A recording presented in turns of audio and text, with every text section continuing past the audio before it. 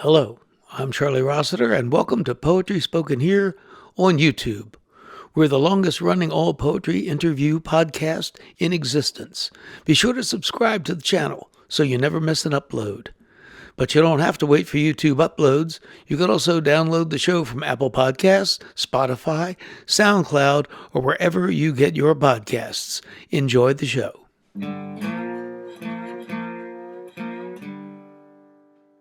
I'm Charlie Rossiter, and this is Poetry Spoken Here.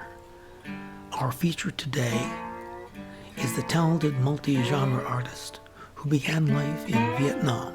Mong-Lan writes poetry, but she is also highly accomplished in music, the visual arts, and she teaches the tango. She's had work included in the best poems from 30 years of the Pushcart Prize. Then we take a look at Smashwords.com, an extremely powerful and useful tool that poets can use to self-publish their work as an ebook, completely without financial risk.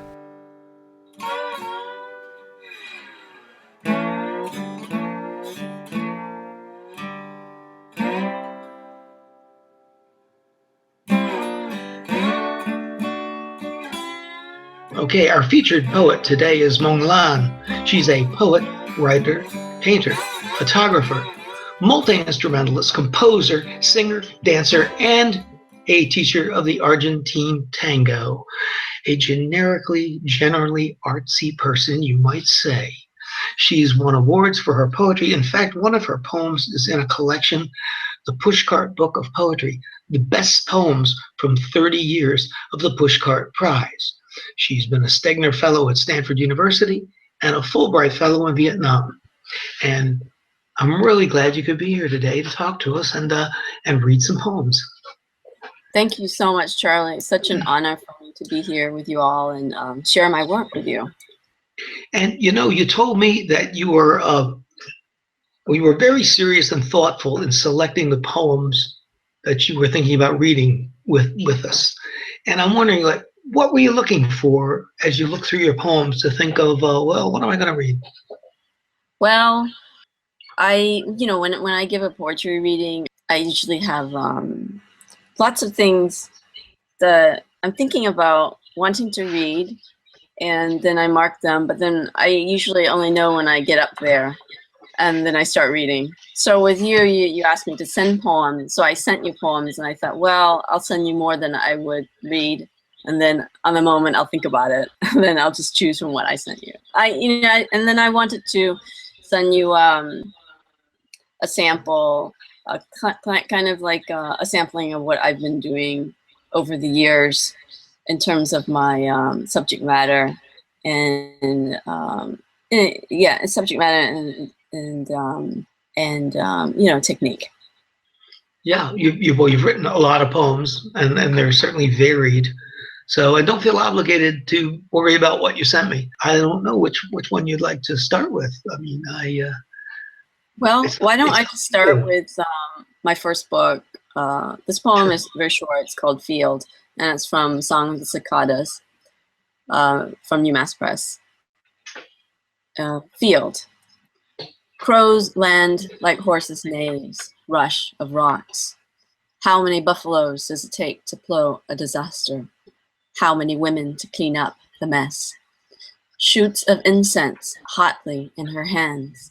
She bows towards the tombstones, face of her son. How many revolutions for us to realize? Her windless gray hair becomes her. She knows this. There is no reason to die what she's earned. Rain quiet as wings on her back. I wrote this poem on my first trip back to Vietnam, in the mid-90s, and I was really struck upon seeing the tombstones of my ancestors, because all my life I've been rootless, and I continue to be rootless, right? Trying to find root, but so then I wrote this poem because the act of praying and the act of seeing the tombstones of one's ancestors. So this book, actually, I was so honored that many years ago won the Juniper Prize from UMass Press. The book, Song Cicadas. How old were you when you left, and how old were you when you went back on this visit?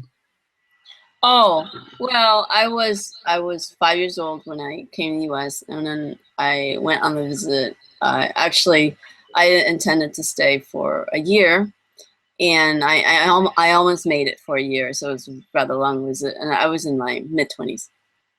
And I've been working on fiction based on that first initial trip back to Vietnam, which has taken me a long time. I'm a very slow writer.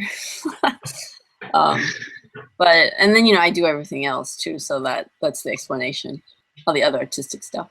Do you think much about the whole idea of creativity, the fact that you are creative in so many different areas?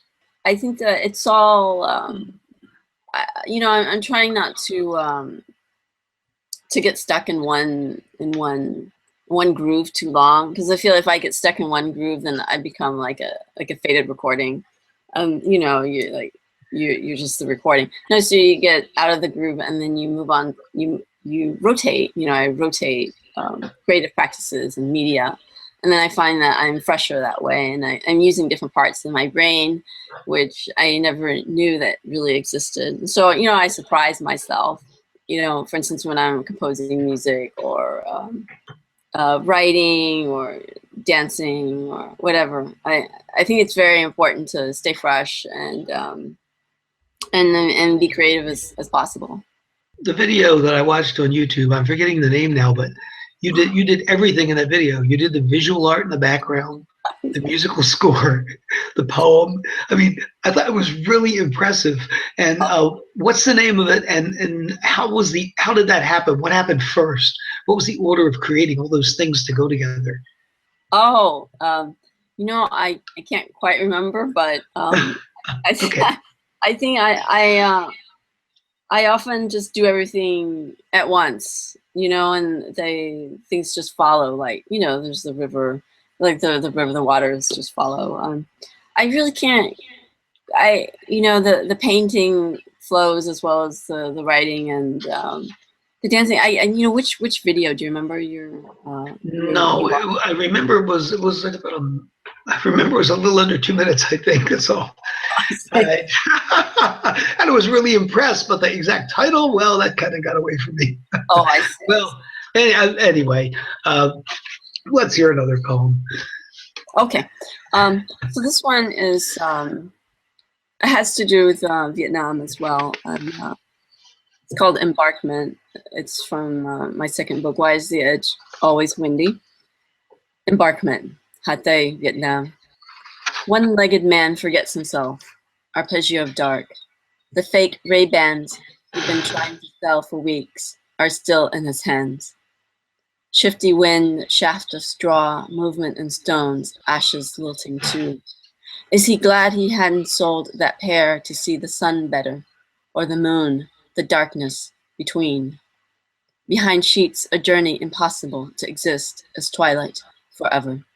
For 75 years, fat rats scatter and sup on dog feces. Forever a person can live. The cone-hatted women, mud-smirched men the fields see ambered time, and smooth underbellies of songs rise into mist. Children inch out with buckets of mauve ink water at the behest of teachers. Pale reed soaked in whispers, are told to look into the water to view the eclipse, not the sun itself. Behind the image, the imagination. Workers wade in hay, ears beyond the winded birds. Behind words, the intent, a distortion. Sinewy arms, dangling mouths, eyes to another world, smarting by the chant of the braced bodies, summing the nature of existence, a total eclipse. The one-legged man removes his glasses, squints. So this poem I was referring to, I believe it was a total eclipse of the sun, and I'd never experienced anything like that, and it only happens once every 76 years, so I'll never experience it again, I don't think. um, and you know, the active imagination and then seeing, right? Yeah, I love that little idea. Is he glad that he didn't happen to sell those sunglasses? Oh, right. that's that's just a fun thing that I'm sure flashed into your mind, and it's just Right. just interesting. And the other thing is, I had never heard the idea of looking at the reflection in water. Oh. I've heard other different things of what to do, to not hurt your eyes, but I just had never happened to hear that. So that was quite interesting. Oh, really? Oh, though I know at the time that's what they were saying to people. Even on the news, they're saying, no, you should only look in the reflection to see the total eclipse, because looking directly you'd harm your eyes.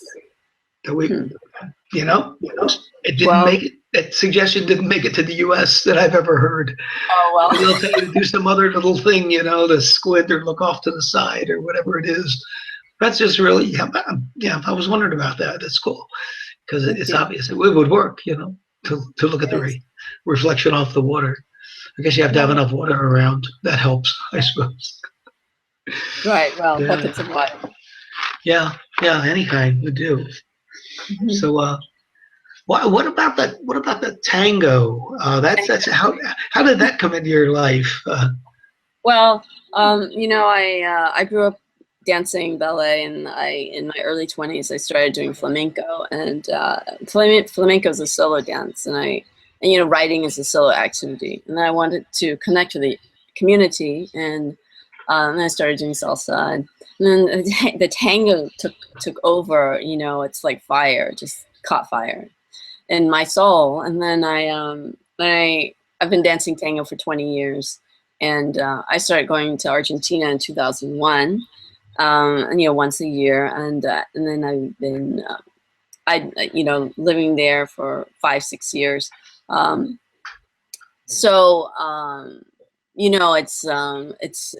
It's a pretty solid part of my life, and that's how it started. Which people are always so surprised. I also sing tango and. Play the tango guitar, and so it's not just dancing is superficial, but I went really deeper in it, and I started to sing and learn the lyrics and the guitar chords, which is really difficult. Anyway, maybe I'll read a tango, a section of it from my tango book, Tangoing. Sure.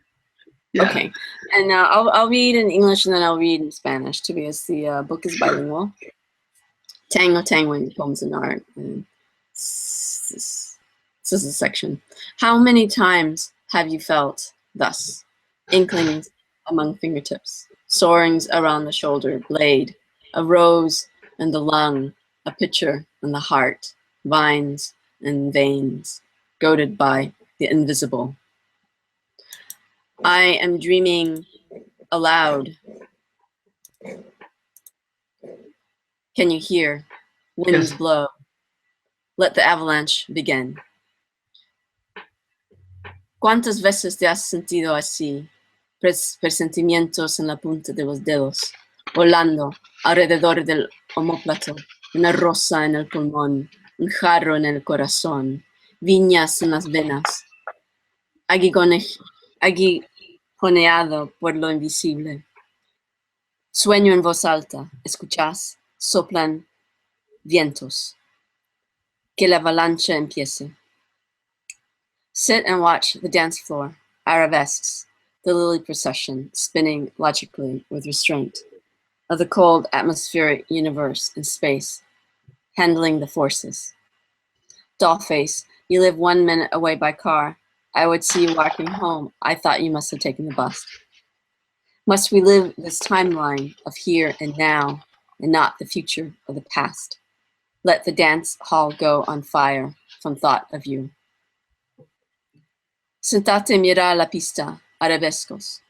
La procesión de lirios se enreda lógicamente, contenida, de frío universo atmosférico en el espacio, dirigiendo las fuerzas. Cara de muñeca, vivís por acá, te vi caminando a tu casa, pensé que habrías tomado el colectivo. Debemos vivir esta línea temporal del aquí y ahora y no del futuro o del pasado, que el salón de baile se enciende por tu pensamiento. So that was a section from the book, and the book is composed of 3 long poems that deal with the tango. Yeah. I'm trying to remember. Rita Dove had some poems about dancing. I'm trying to remember if hers were specifically the tango or if it was just about ballroom dancing. I don't know if you know. Yeah, ballroom yeah. dancing. Yeah, it flashed on that because she was very into it. Had a bunch of poems about it. Yeah, you were pretty astonishing. You know, of course you did ballet and flamenco before you happened upon tango. Right.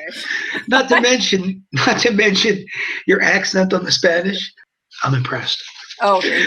But the point is to hear the poems. The poems are just really, really lovely. What would you like to do next? So let me read some poems from my newest book called 1,000 Minds Brimming, 1,000 Minds Brimming Poems in Art. And quite a few of the poems deal with my experiences in Vietnam and personal history and the wars. And part of the book deals with love poems to certain foods that I've taken to writing love poems to, like spinach, garlic, and tofu. And then, the rest of the book deals with other experiences throughout the world. So I'll begin with a bamboo knife. Oh, I love that poem. Oh, thank you. A bamboo knife. To cut the umbilical cord, but what to cut the hysteria, the mania, the melancholia. Great-grandmother, born December 7th, 1878, died June 17th, 1962, Ha Dong, North Vietnam. A spoon to carve out the child from rice and malaria. A bag of bones to sink the body. A scythe to kill someone with. A map of the moon to go thereafter. From each birth, such bloodletting. Each baby alive to this world. For a few days, then return to the other world with only a name. Only one survived. 5 fetuses, 5 years of being bloated, 5 years of carrying. The midwife cut each umbilical cord with bamboo. Each time, baby turned porcelain blue, stopped breathing after a few days. Infection, tetanus, it was said. Only one was strong enough to survive infancy. My body could not take the grief. Trembling, I buried each blue child in the cemetery. I was brash, given to fits. I raised my child to pristine clarity, as I could, although all around us was unrest, always, a magnetic current, a swarm of wasps. He learned to treat the illnesses of others in the village, married and had children himself. The years were punctuated with increasing violence, uncertainty. 1954. My only child, his wife, my grandchildren, they have all left, not given me word. While sleeping, I dreamt of emptiness, an empty egg, a coffin. When I woke up, they were all gone. Do they blame me for having a tongue? Perhaps they wanted to cut my tongue. Where have they gone? I pull up my hair, scream for the ancestors, anybody to hear. The soldiers came, the Viet Cong. They seized my house, took my land, took everything, consigned me to a tree behind my house, made me eat dirt. Thank Buddha, I was so old they left my shriveled sex alone, but they chewed my tongue, then spat it out. So, yeah, that's the injustices and the results of wars, and it just continues on into families, generations afterwards with PTSD and all that. How did you come to poetry? Well, I was first a visual artist, and I was, since the age of 5. So when I came to the U.S., I was, started to draw and paint. And, when I came here, I only spoke Vietnamese. So I had to learn the English language. And then I think it was through this very careful learning of the English language and then studying each word literally and then mistaking people's intentions for the intentions for what the literal meaning was, and all these mistakes. And I had to study so much and study so hard. You know, I basically slept with a dictionary. I think I was the only kid in high school who did this. Like, I like to think that way. And so I studied. So I think I overstudied. Then I started memorizing. I memorized Whitman and Dickinson and, you know, Sylvia Plath, and then Shakespeare. So and then it just like stuck in my veins, you know. And then your own poetry starts pouring out. Once you start memorizing poetry, then your own work starts pouring out. So that's what happened. Then I said, you know, oh yes. Then I just started to write everything down. And I said, well, I'm gonna try to get good at this. And I just started editing. And I went out to San Francisco, and I met with a group of Vietnamese American artists and writers. And we started giving readings in the Bay Area. And then I found that, well, there's an audience, there's a voice. You know, I found a voice, and there's an audience, and people want to hear. So I should keep on doing it. It's rewarding, yeah. It is rewarding. It is rewarding. Yeah. It's spiritually rewarding. Yeah. And I think it's, and people find it spiritually uplifting. And, you know, and that to me, it's really great. Completely agree. Poetry is a spiritual endeavor, and reading it or listening to it is enlightening. Definitely. It leads you in the right direction. Oh, absolutely. And you know, it's doctors heal the body, and poetry heals the soul. There you go. There you go. I'll read a few more poems that have to do with food. Love poems to food, like red chili peppers. And these are fun. It's an antidote to the Vietnam poems or the war poems. Love poems to spinach and love poems to spinach. Love poems to tofu. So I have about half of the book that's devoted to these very. They're kind of homages to what gives us life, right? Like the ode to my socks. Hey? Exactly, right. Pablo Neruda. Yeah. Right. I grew up reading him as well and memorizing his poems, and I actually memorized his poems in Spanish too. So I just, you know, just runs in your veins, right? Okay, so this is Love Poem to Red Chili Peppers, and these poems are still from my new book, 1,000 Mind Screaming. Love poem to red chili peppers. Your red hot tongue slips into my mouth, sometimes unknowingly. You explode with each bite. All your diversions and fireworks, your petulant sting. I can't adequately extol you, for you are a paradox. Your unassuming tongue brings terror to most people, but to me brings ecstasy. Where did you receive all your powers? Perhaps from the ubiquitous sun, you pack in her rays. I'm in love with your arias, penetrating deeply, clearing me up for other pleasures. Let me move on to Love Poem to Spinach. Okay. Love Poem to Spinach. Your vulgar name is spinach, but your glorious Latinate name is Spinacia oleracea of the goose fruit family. Your large, dark green, juicy, edible leaves are beacons sending tremors through my body. Am I masochistic, loving you that most hate? I took to liking you immediately, and the love came later, stronger. I find you absolutely necessary, your stalks and leaves full of iron. You're luscious, sweet, divine. You empower anyone who eats you. Close to your original glory is how I want you. This, how about another one, Love Poem to Tofu? Tofu needs love poems, I think. It has. Okay. I think it has more detractors than spinach, perhaps. I'm not sure. Maybe I'm projecting. I love spinach. So. Oh, Love Poem to Tofu. Every day I open you up with a knife, slice you in half, boil, eat you. Oh, how I need you. Creamy, warm, creamy white, loaded with vegetable protein. How can I live without your textured taste? I don't even remember when we first met. It must have been in Saigon in a soup dish my mother made with tomatoes and a solitary flaming egg. For many years, I knew you made in California, not as good as in Vietnam.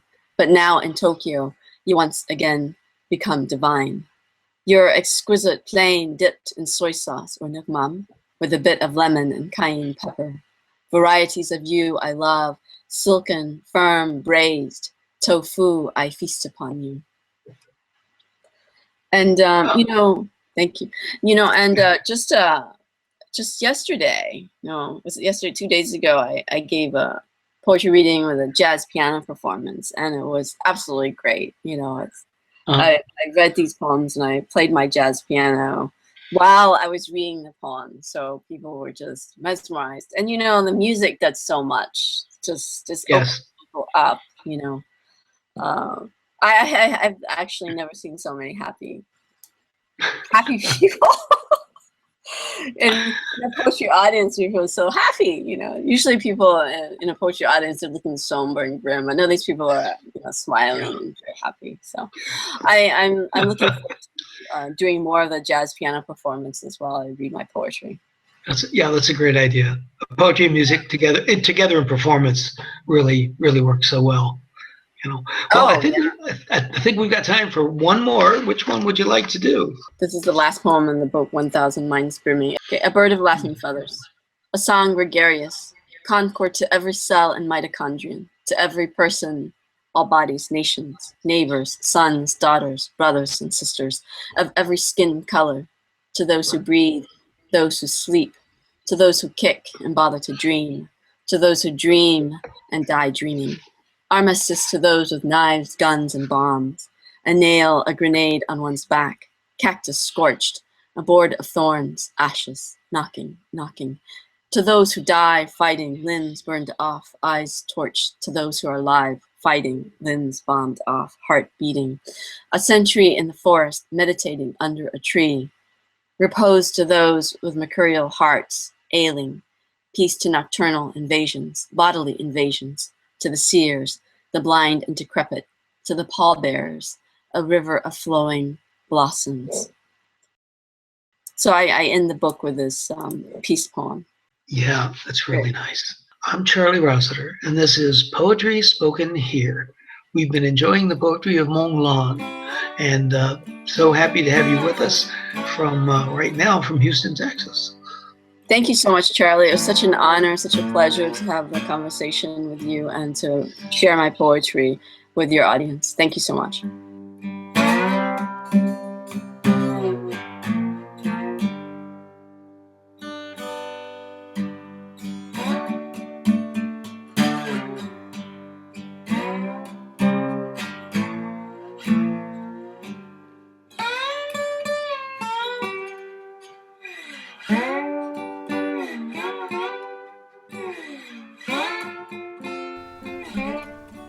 You're listening to Poetry Spoken Here.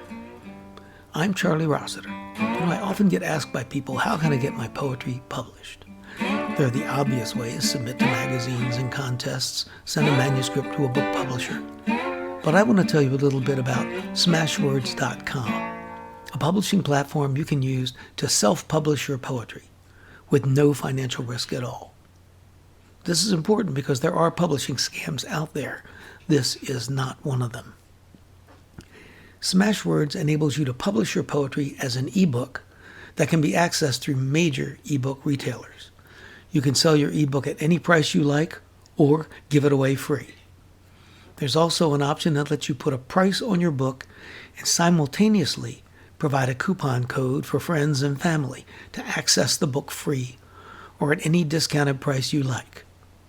To self-publish your ebook, go to Smashwords.com and click on Join for free to open an account. It's the way you usually do, with an email address and a password that you make up. Again, there's no charge. Once you have your manuscript together, you get a copy of the Smashwords Style Guide. It's a free booklet you access at the site. It tells you everything you need to know to format your manuscript for submission. Formatting is critical. It takes some time, but it's worth it, because the Style Guide tells you how to format your manuscript so that Smashwords software can then reformat it as is required by over a dozen different retailers, such as Apple, Barnes & Noble, Kobo, Sony, and some you've never heard of.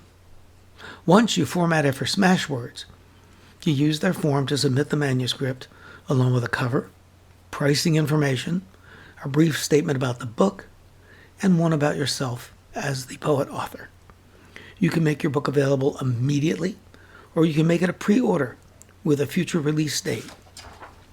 Once it's submitted for immediate release, the book will publish to the Smashwords store in minutes.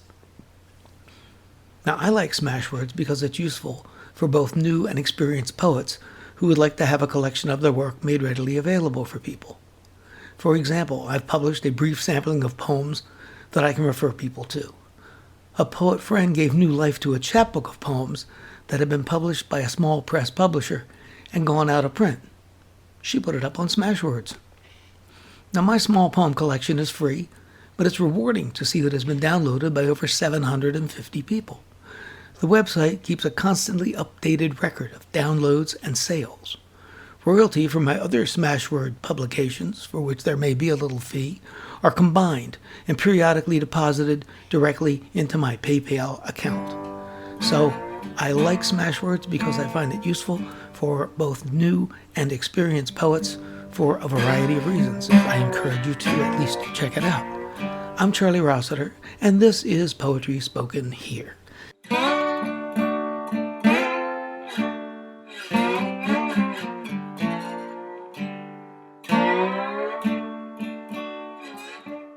You've been listening to Poetry Spoken Here. I'm Charlie Rossiter, inviting you to join us again next time to let poetry speak to you.